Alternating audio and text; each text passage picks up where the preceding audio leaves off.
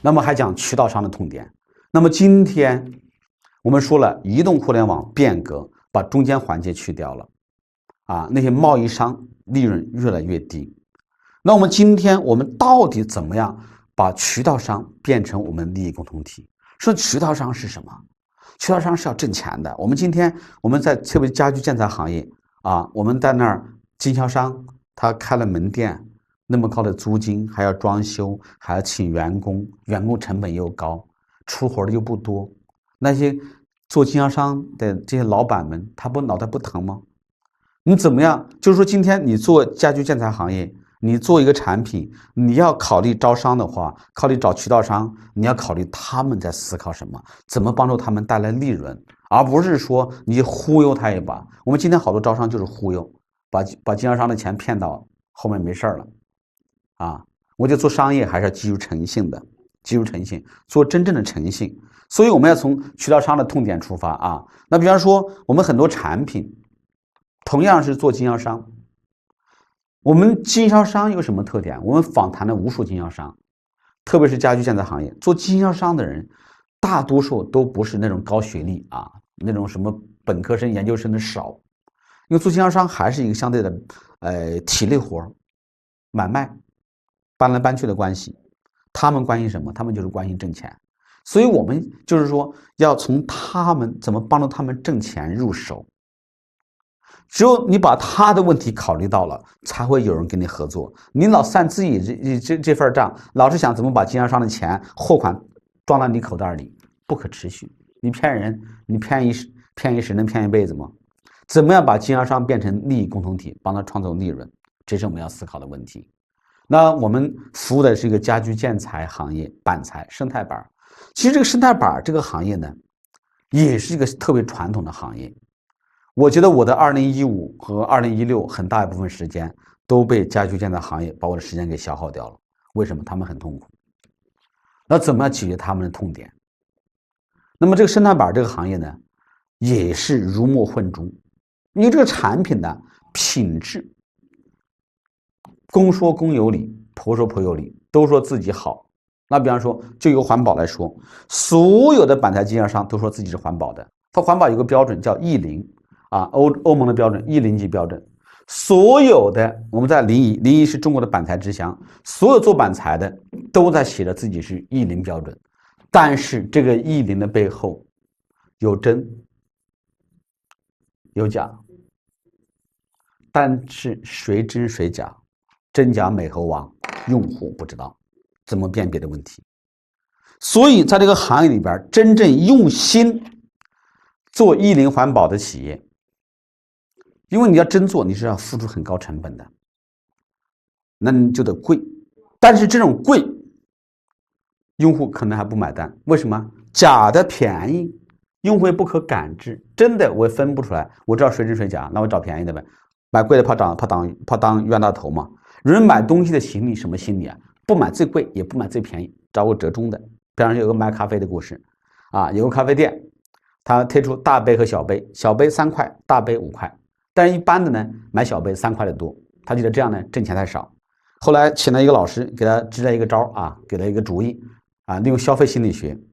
那么呢，我们就把它创新了一下大杯搞了一个大杯8块，搞了个中杯5块，小杯3块。我就发现，大杯卖的不多，小杯卖的不多，中杯卖的多5块卖的多。实际上就改变了我过去卖3块的这样一个心理那么这里面就是说，我们怎么样让用户那么经销商，因为真正的E0级，如果你做好了，因为产品嘛，我们很多经销商想把产品卖高价，他找不到理由，他不知道怎么去卖。你怎么样帮助他去挣钱？那比方说我们从这个E0入手，环保嘛，我们讲越有钱的人越怕死，越有钱人越怕死那环保肯定是一个主题这个零甲醛真正E0级标准，这是个主题，这是个方向，这个趋势没有问题。但是怎么让用户感知？如果你的环保用户感觉不到，你闻不出来味儿，因为有些有些东西这个材质有毒的，你是闻不出来的，用户闻不出来，你没法鉴别。那么你用心做了，反而在市场上被那些不做的用价格战把你打死了那经销商他也跟你就没有积极性了，他卖贵卖不动啊，那怎么办呢？这边就是说，我们要从经销商入手，怎么样搭建一个场景啊，让经销商很容易就能告诉用户，我们的1级是真的，别人是假的。当然不是口说无凭，用事实证明。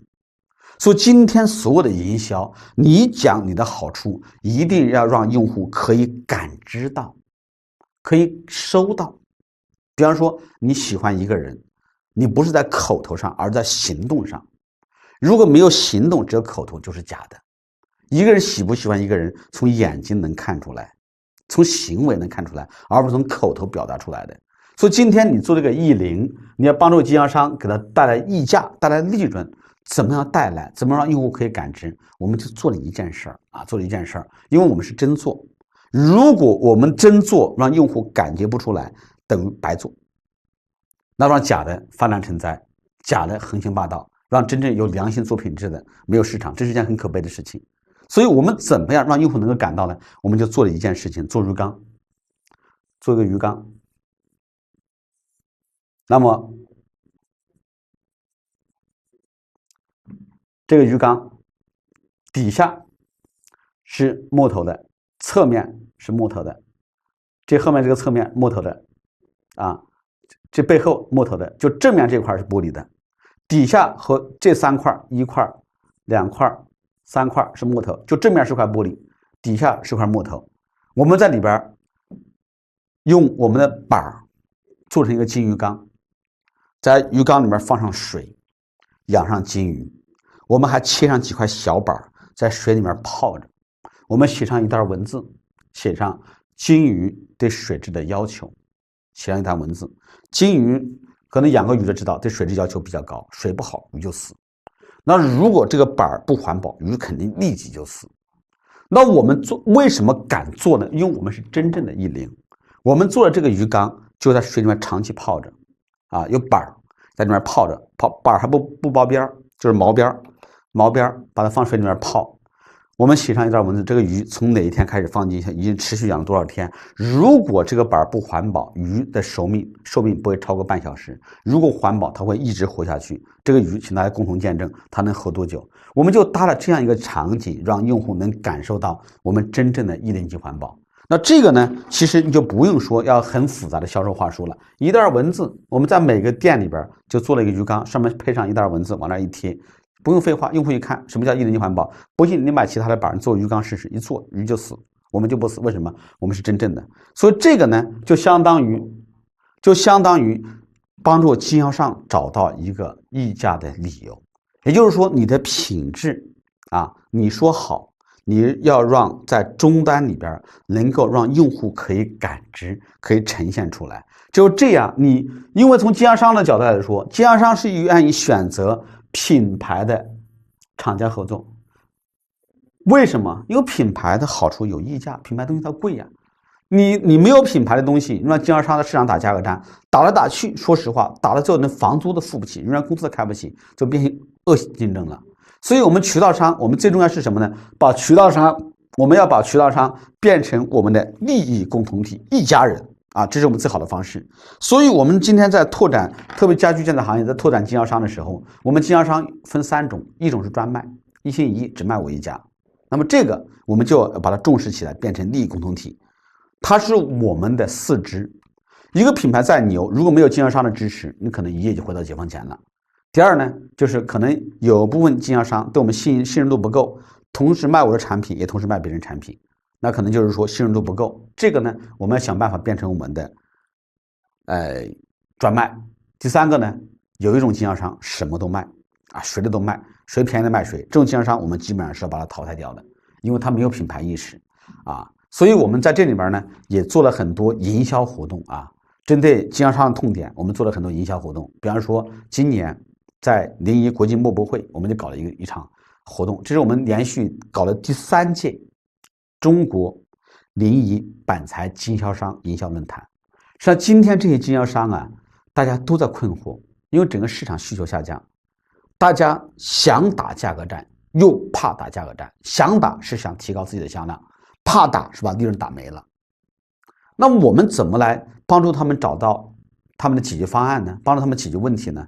那在国际墨博会上啊，基本上中国前10名的板材品牌板材啊生产商都去参展，做了展位。这些品牌都会邀请自己的经销商来到现场，来看看我们的实力啊，这一年的变化，发布一些政策，搞一些订货会。那么整个在这个墨博会上，等于整个行业所有的品牌商和所有品牌的优质经销商都来到一个现场了。大鱼就在一个鱼池里，大鱼都在同一个鱼池里，就看你有没有办法去把它挖到，用什么策略和技巧。那么这个呢，我们就用了一个活动啊，我让我们鼎力达的负责人，我们的石总找到墨博会的组委会，给他谈了一个条件。我说这个墨博会每年都搞展位卖产品，很常规，没创意。那我们要干什么呢？我们要贩卖思想啊！我们从北京请来中国品牌战略专家任朝一老师，来给大家分享一点思想，谈谈我们经销商今年的出路在哪里啊？那么这个呢，不要组委会出钱，由企业出钱。那么这个活动呢，主办方呢就是国际墨博会和政府，由鼎力达的承办。啊，我们想呢，把经销商在一起来研讨一下这个行业未来的出路，他们未来怎么突围，怎么多挣钱啊？由老师来进行主题分享和圆桌对话。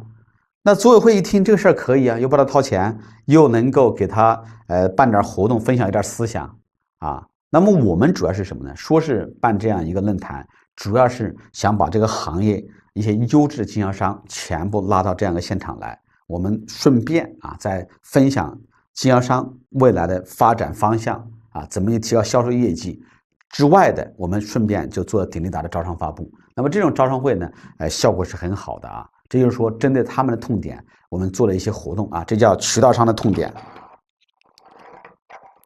那么我想，接下来的话题就想给大家分享一下客户价值管理。那么其实，在找准痛点的时候，我们有时候发现，同一个痛点不是所有客户都会关心。比方说滴滴，并不是所有人都会用啊，用滴滴的人千差万别，所以滴滴才不断的往下去细分，来细分用户需求，来用不同的产品满足不同客户的需求。那我们做企业也是这样的，也要学会做客户价值管理。那我们思考一个问题，有一个著名的28定律，也叫托雷多定律，这个大家可能都知道28定律，也就是说这个社会20%的人掌握了80%的财富，20%人是劳心者，80%人是劳力者。一个企业里边，20%的优秀员工贡献了80%的销售业绩。那么一个企业里边，20%的优质客户贡献了80%的利润。这个道理啊，大家都懂。但是我们今天我走访那么多企业，好多都没有把它真正用明白。这让我想起了一个故事，说盲人打架的故事。说2个盲人打起来了，打急眼了，谁拉都拉不开啊。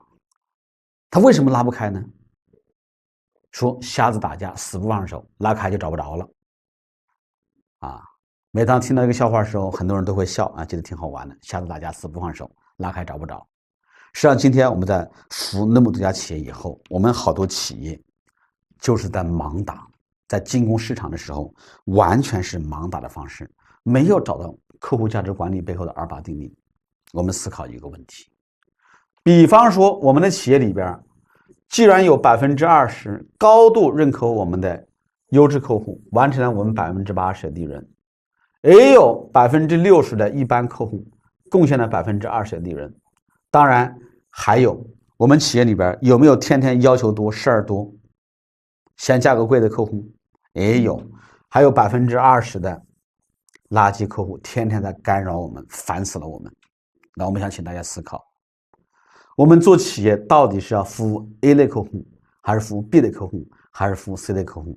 答案大家都知道，要服务 A 类客户，但是我们做到了吗？思考一下，我不知道我们学习的在座的有没有经营企业超过5年以上的。如果你服务好了 A 类客户，你的优质客户每年增加1倍，你干了5年，你的利润是不是要翻5倍才对呀？为什么没有翻？就是我们不懂客户价值管理，不知道到底该为谁服务，到底哪些客户有优先级。以生产制造企业为例，同样是发货，请问是 A 类客户优先，还是 B 类客户优先，还是 C 类优先，还是谁要的急谁优先？我们发现我们今天好多企业都是谁要的急谁优先，会哭的孩子有奶吃，没有严格意义上的客户，不知道到底该为谁服务。优质客户对我们高度认同，默默无闻的支持我们，从来不提要求。垃圾客户天天事儿多，天天在消耗我们的利润。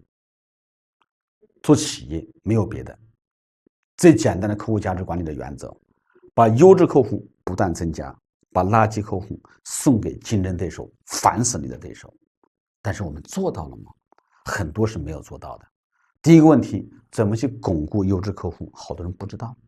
我们好多企业啊，我们服务了那么多企业，发现什么特点？好多企业不停的在寻找优质客户，又不停的在流失优质客户，这是件很可悲的事情。我们的企业，我们很多企业没有建立起一个真正的销售闭环。什么叫销售闭环？举例，一个企业首先，老板管高管，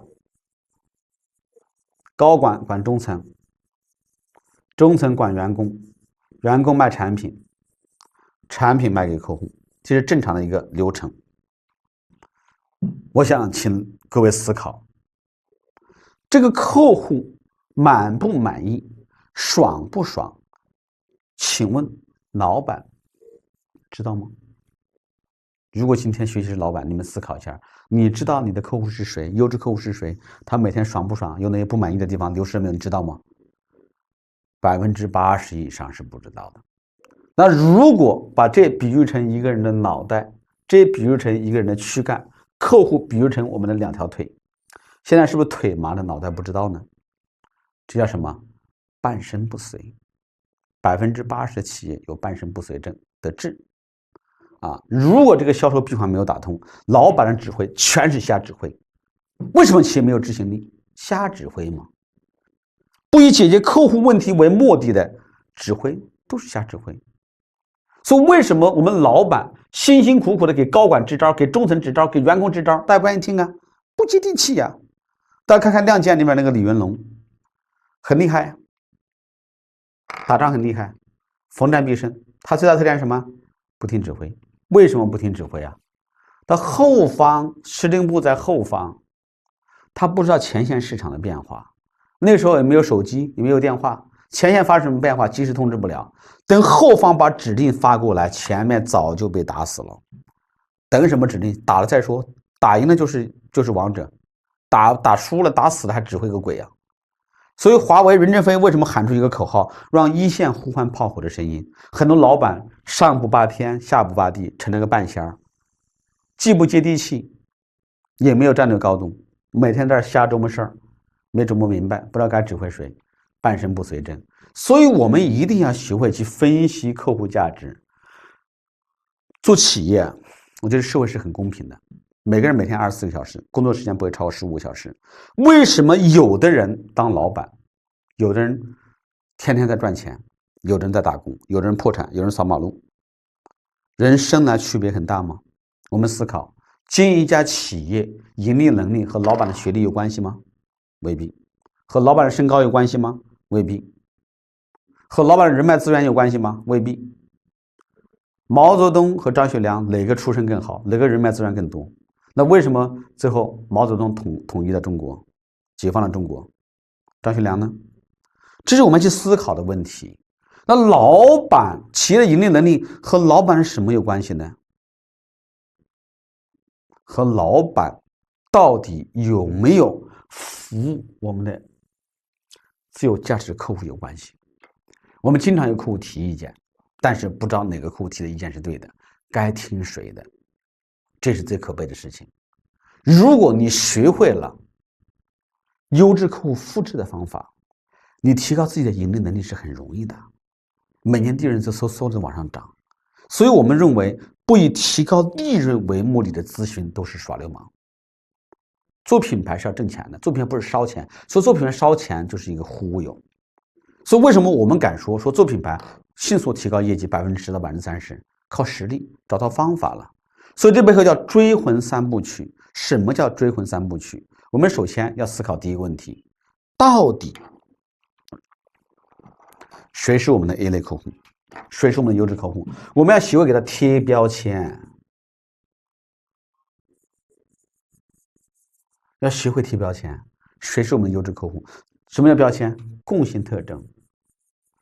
这是一个总结归纳能力啊！你要把所有的客户全部贴出来啊！我们在服务我们青岛荣安机械的时候，他做什么？主要做那种花式桌椅底座铸造业。当时山东的铸造业和广东的铸造业，他认为山东的铸造业比广东的铸造业成本要高，他们主要做出口欧美市场。当时准备干一件事儿，要发动价格战，还好碰上我了，没让他发动就完蛋了。因为他认为客户认可他的价值是便宜。事实上，我们通过对所有的优质客户进行归类。第一，找优质客户。什么叫优质客户啊？贡献利润最高的，给我们签合同来验厂，每次签合同验厂，给我们谈合作的时候，他把价格不是首要要素，这叫优质客户。首先开门谈价格的客户，基本上不考虑。当然，也有可能是因为我们对价值塑造不够。所以我们的关系的思考，到底谁会关心我们价格以外的要素？比方说，有人花式桌椅底座，不知道大家见过没有，都是铸铁的。比方说，有人关心它漂亮、耐用。是桌椅底座，最后我们回到桌椅底座最重要的价值是什么？平稳。不平，白扯。你便宜，你不平有什么用呢？当然，有人会关心便宜，有人关心它平整，有人关心它好看。所以，平整性和美观是它两个要素啊。那么，到底谁会关心平整和美观呢？这是群什么样的人呢？他们有哪些共性特征呢？我们把这两个把它匹配起来。优质客户关心的价值点，关心什么价值点？关心我们平整和美观的客户，他们有哪些共性特征？两个维度相互求证。那么再求证，当然是在全球还有多少关心我们平整和美观的客户没有成交？那一算，哎呦，海量数字大了去了。利润就是这么出来的，你一定要知道挣谁的钱啊！有的人根本就不是你的客户，你在这浪费了太多的时间。包括我的微信经常被人骚扰，邀请我去听课去学习，我觉得挺好笑。你也不看看我是谁，天天邀请我去听课啊！当然我听课很好的老师，我也爱学习，不是我不爱学习，但一看那种忽悠派的，yes 打鸡血的，我干嘛去听？我根本就不感兴趣啊！所以这是叫追魂三部曲。第一，给 A 类客户贴标签，找到他是谁；第二，他到底认可我们哪一点？一个人喜欢另外一个人，一定是因为另外一个人给这个人带来好处。你老婆爱你，肯定是因为你有价值，要不然她不会爱你。但老婆爱你什么呢？好多人不清楚。客户到底认可我们什么？好多其实真不知道客户为什么选择我们，特别是价格以外的要素啊。所以说有一个笑话啊，有一个大龅牙长得可丑了啊，在北影门场门口当群众演员，一辈子都准备像宝宝那样啊一夜成名，成为大明星。但是这么多年呢，一直没有演一个好角色，不是路人甲就是路人乙，没机会，长得丑。演了好多年，说实话也是勉强肚儿糊口，吃个饭而已。后来有一天，一个大导演看着他，哎，来，小伙子不错，过来啊，明天到我的剧组试试镜，我准备让你演男一号。他一听，你看咸鱼要翻身，机会来了，可开心了。晚上和一帮难兄难弟们，大家喝酒庆祝。你看，我咸鱼要翻身了，我也有机会了啊！等我飞黄腾达以后，哥儿几个我怎么照顾你啊？喝了酒至半酣了，突然有个哥们就喝点酒，不是说点酒话了。哎，我就不会吧？你长那么丑，两个大龅牙，你去试镜，万一导演因为龅牙不要了怎么办呢？你看这个人群呢，容易产生癔症。一个人提出一个这个毛病的时候，其他人想，哎，有道理啊，他长那么丑，为什么选他？第二个人提出来，当第二个人、第三个提出来的时候，那个大龅牙一想，也是哦，我这个大龅牙那么丑，那明天万一看不上怎么办？和人说，我建议你晚上去拔了。他想想也有道理，晚上就找了个牙科诊所把牙给拔了。第二天上午去试镜的时候，到那儿去了，导演看，哎，不对呀，你牙齿呢？牙齿拔了，回去吧。我看中就是你这2颗牙齿。所以，我们今天很多客户啊，对我们的企业或者产品提意见，我们不知道到底该听谁的，有的是有效的，有的真是无效的。包括有人给我提意见，老师讲讲国学吧，国学挺受欢迎的；有人老师讲讲资本吧，资本挺受欢迎的，都是害我的。我这人一辈子就专注做一件事情就够了，啊，听该听的。比方说有人说你接地气很好，比方说有人说老师啊接地气，哎，这是我的标签，我觉得挺好啊。那不如谁是我的 A 类客户呢？比方说我的私董会里边啊，一年交30万以上服务费里边，都是一帮什么客户呢？创业10到20年的，10到20年的传统生产制造企业，听课无数，什么课都听完了。我特别喜欢这种客户，你把所有的课都听完，该听完全听完没问题，听完才会比较嘛。啊，我就喜欢这样的客户，10到20年传统生产制造企业，听课无数，学习无数，没有改变。好，到我这儿来，那我呢，手把手机教他们。所以我的 A 类客户都是10到20年传统生产制造企业，年龄40岁左右多一些啊。那我后来我就问他，我说你们为什么放心把这几十万都交给我？我做咨询120万，为什么交给我？人家说了，认可我什么价值点？人家说我接地气。是接地气背后是什么？后来我给我自己做了一个定义，我说我不一定是中国最好的老师，但我一定是最用心的老师。我们到企业服务，有时候服务到晚上10点、11点、12点，第二天早上7、8点起来，第二天晚上干到10点。为什么？我们想帮他解决问题。我们不是说把课讲完就走了，我们是让高管和团队和老板所有提问题，现场必须解决，解决不了我自己退钱滚蛋。我敢做这个承诺，解决不了问题我滚，退钱我走。解决了嘛？君子爱财，取之有道。人家把这么钱交给你，信任你，你是要帮他解决问题的。所以我对我的定义 ，A 类客户价值点。那在全国，在中国，等待转型升级的10到20年之间，传统生产制造企业那多了。当然，我们有侧重点的服务啊，以交通半径啊，就是说要交通方便的地方，我们愿意去；交通不方便，实在太累了啊。当然前提。交通实在不方便，他的确想改也可以，就是说你实在想升级，我来帮你升级，没问题。信任产生最伟大的力量，所以我们当时帮助荣安是这样的。那在欧美市场，这种喜欢花式和平整的这种经销商多了去了，所以说让他业绩翻个2倍，他是很容易的，因为他找到规律了啊。所以说这叫我们追魂3部曲。那么品牌就是一个不断找规律的过程，那么营销也是这样。那么通过追魂3部曲。我们来找到我们核心客户价值对我们认可的点到底是什么？那28定律已经告诉我们了，谁是我们真正的优质客户，他们到底认可我们什么？那么接下来我们就进入到了营销的关键环节，叫步道4重奏，怎么样把这些优质客户的价值给它放大？那么这里面有4个关键要素。第一个关键要素呢，就是如何巩固 A 类客户。大家想一想，既然是20%的优质客户帮助我们贡献了80%的利润，那么这些客户是我们的核心利润的主要来源。那我们思考的第一个问题，这些客户有没有可能会被对手瞄准？我们有没有把这种客户当成我们真正的衣食父母？所以怎么样去巩固它，这是我们的当务之急。因为企业你的利润要不断的巩固或者提升的话，背后是来源于他们的贡献值。所以这里面我们要思考一个问题，巩固怎么去巩固呢？我们用了一个最简单的方法，就是感动他啊，感动，这个是很重要的。所以上次我们也在服务一个企业的时候特别有意思啊，就是说我们有很多经销商啊，我们是一个做建材行业的，他的经销商里边因为这个品牌可能感觉比较牛了，他没有真正把客户去当回事情啊。你像一般的中国人讲礼尚往来，过中秋节正常应该是联络客户感情最好的一个机会。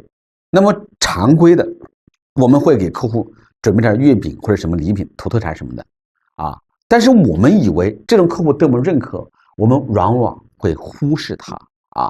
所以上次我们在和一个经销商开座谈会的时候，我们有个经销商就说了。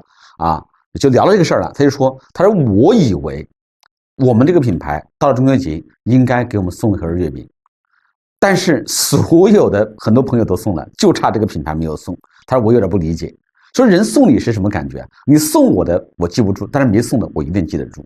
这上次我们在教师节，我们给很多学员开玩笑，我说你们给我发红包的我记不住，没发的我全记得住啊。人都是这样的啊，你给我的我记不住，但是不给我一定记得住。所以这样的客户呢，我们缺乏一些感动他们的方法啊。所以这里面需要更多的人性化的东西，因为它既然是我们的利润主要来源，怎么去感动它，这是我们要思考的问题。所以大家也可以做作业啊，就是说这种优质客户，我们怎么去感动他啊，把他留下来，让我们的粘性更强，让别人抢不走。一旦这帮客户被人抢走了，我们损失就大了。这是说我们不到4重奏的第一步。那第二步呢，在 B 类客户，我们重新进行分类。那么 B 类客户里面，他之所以是 B 类，就是因为他对我们信任度不够，大部分是这样，因为信任度不够。所以在 B 类客户里面，我们分2类，一种是叫 B 加类，一种是 B 减类。什么意思呢？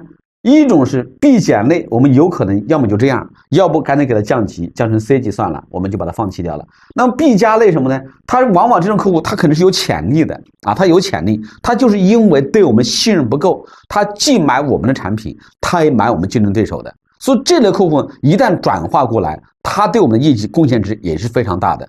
他这里边第一步讲的主要是感动，那么第二步呢，就是讲怎么来解决信任问题，更加相信我们，然后把他更多的购买行为全部放在我们这儿。这个转化呢，对业绩提升是非常明显的一种方法啊。我们帮助很多企业去使用啊，用过这种方法。那第3个呢，就是抢竞争对手的 A 类客户。哎，有意思了。既然都是 A 类客户，你想这个抢过来，他这个首先你判断他一定是有消费能力的，他一定是认可价值，他不是对价格敏感的。那想一下啊，我们怎么去把它抢呢？这里面我们用的最常见的方法就是拆台啊，拆台其实很好拆啊，从心理学层面是很好拆的。就是说，任何人和人之间，他不可能是没有矛盾，就夫妻俩过日子20、30年，他会有矛盾。所以呢，你要找到他们的矛盾点，给它无限放大。比方说，回忆一下啊，就是说我们去拜访客户，但是前提有很多方法啊，这个东西我们就不展开讲了。在你建立一定信任基础之上，你获得一定见面机会基础之上，你可以帮他去分析啊。比方说，他和对手品牌合作的啊怎么样啊？开不开心呢？啊，舒不舒服啊？爽不爽啊？他可能会讲很多开心的事情。那么等他讲完开心了以后，你问他，你们还有没有不开心的时候呢？再进入到另外一个场景里面去，他想哦，有没有不开心的时候呢？他想，哎，好像有。你问他，那最不开心是哪一次呢？他想，哦，最不开心哪一次？你看，你已经带他进入到一个场景里面，他想最不开心当时因为什么事儿不开心啊？类似不开心的事儿这个时候还有吗？他想，还有。然后你就再点那个火，点2、3次以后，他心里就开始起火了。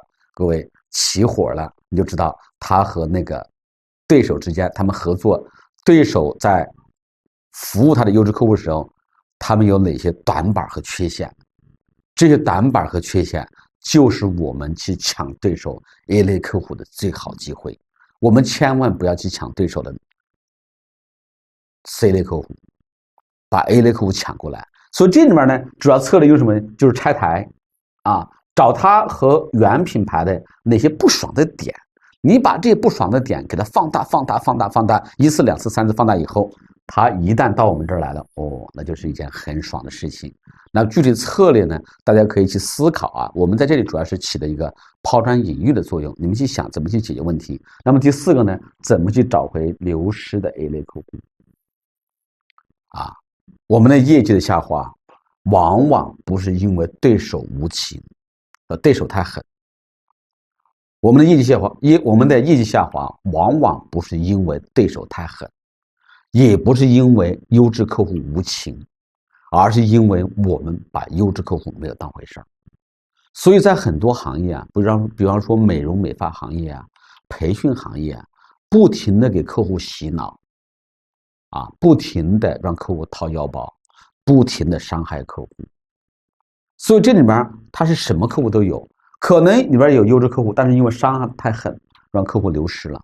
所以这类客户能够找回来，当然他也是一个很有能力的潜力股。但是怎么找回来，这个就需要我们真正的去动点心思了。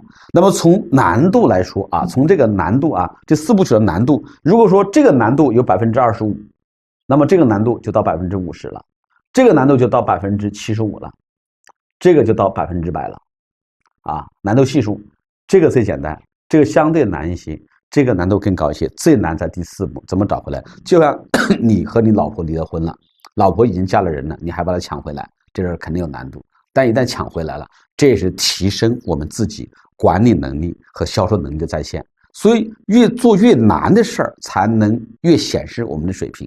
就像我们下象棋一样，你找个臭棋篓子下赢了，你顶多也就是那个水平。你要找高手过招，才能不断提升我们自己。所以这几个问题，我觉得这个快立竿见影，可以帮助原团队来建立信心，能够提升销售业绩快。那么这2个呢，都是相对能够快一些的。这2个难度系数高的，可以来检验一下我们团队的销售能力和我们整个企业的管理能力。这是倒逼我们成长啊！你一旦你把这2类客户能够干明白，这2个就很轻松了。就像说我们练平板支撑一样，刚开始练10秒、20秒很困难。当你从20秒、30秒、40秒、50秒、1分钟、70分钟啊、70秒，你每天坚持1个月下来，你再练当你已经能够做到180秒的时候，你再去练20秒，觉得好简单哦，就是这样的啊。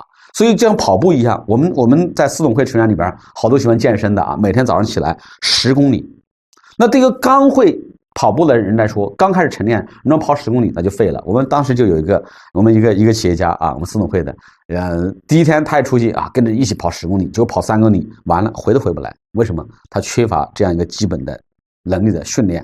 所以说，我们一种方向是从能力从低往高的训练啊，就是越来越好。第二种呢，从高往低啊。当你具备高能力的时候，你具备这些能力的时候，你再去搞定这个，那就非常简单了啊。所以这个也是视我们企业的啊整个管理水平而定啊。来看老板，如果你狠一点，那就从高往低走；那你就是说你要温柔一点，渐进式的从低往高都可以啊，因人而异，因团队而异，那就看我们的管理水平了。这是我们的不到4重奏。那其实呢，我觉得做品牌、做营销呢，都是一个不断在找规律的过程啊。找规律呢，分为已知的已知、已知的未知、未知的未知和未知的已知。这话呢听起来有点绕啊，但是因为是网络在线学习，大家可以把这4句话记下来，慢慢去思考啊。已知的已知，已知的未知。实际上我们主要是通过已知的已知，寻找未知的未知和未知的已知。那么这个呢，也是载入个人就悟了啊。为什么我们很多啊，比如华为、任正非，很多企业家，很多优秀企业家喜欢去研究历史？历史是能找到规律的啊，可以从过去找到未来的规律啊，可以从数据里边去找规律。比方说销售数据就能找到很多规律。那么比方说西方啊，老美们啊，他们就喜欢通过数据来建立模型，通过数据模型来找到规律。所以它一方面就是经营企业啊，我觉得你们今天我们做品牌啊，我们找痛点都是在找规律，一个是寻找人性的规律啊，一个是寻找数据背后的规律，最终得出就是说我们怎么样去更精准的啊，根据痛点啊，更精准的根据客户的痛点来找到我们营销最有效的路径。所以痛点营销法则背后呢，它是品牌啊，打造品牌最简单、最快捷、最低成本的方式。为什么？当你把你的产品变成客户的刚需了，销售就是自然而然水到渠成的事情。而传统的通过机械培训呐，不断的反复强化训练呐，生拉硬拽的那个硬推销的方式啊，这个时代我觉得慢慢在结束。移动互联网啊，给我们带来了变革，但给我们带来了更多的机会。因为有了移动互联网，才有了我们这样的在线学习的机会啊。那么感谢移动互联网，也感谢英盛网给大家搭建了这样一个在线学习的平台。我觉得呢，万物缘起，任何事情的发生都有其因果。今天学好了痛点营销法则啊，这是一个因，你用好了就会产生一个更好的果。那么今天通过在线我们认识了，我希望未来通过这样一个在线认识，也能在线下能够和我有更多面对面的互动。那么今天在线的因会产生未来线下的果啊。很高兴有这样一个时间给大家做了一个痛点营销法则的分享。那么整个课程基本就到此结束了。大家在整个学习的过程中，如果有不明白或者不清楚的地方，可以点击课程旁边的按钮，可以给我在线提问啊，给我互动，我会不定期的给大家回答问题。好，我们的课程内容就到此结束了，谢谢收看，再见。